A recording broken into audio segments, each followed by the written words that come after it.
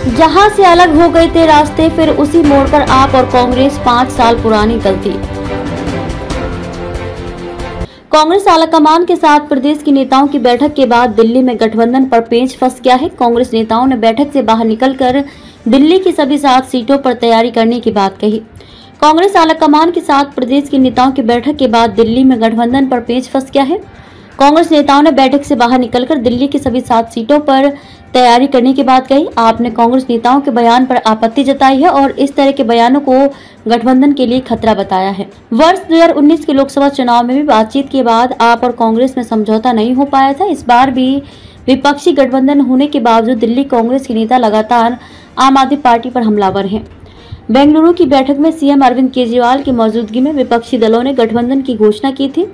सभी दलों ने सीटों पर आगे बातचीत की बात कही थी। बुधवार को कांग्रेस आलाकमान के साथ दिल्ली के प्रदेश स्तर के नेताओं की बैठक हुई।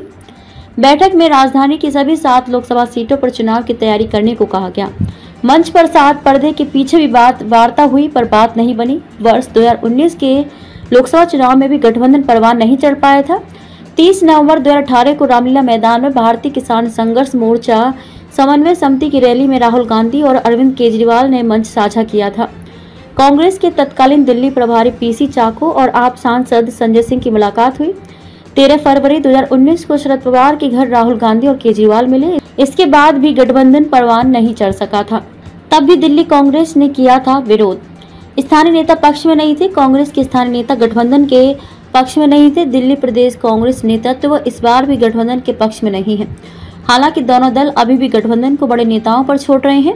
वर्ष 2019 में हुए लोकसभा चुनाव में भाजपा को 56.85% वोट, कांग्रेस को 22.6% और आम आदमी पार्टी को 18.20% वोट मिले थे।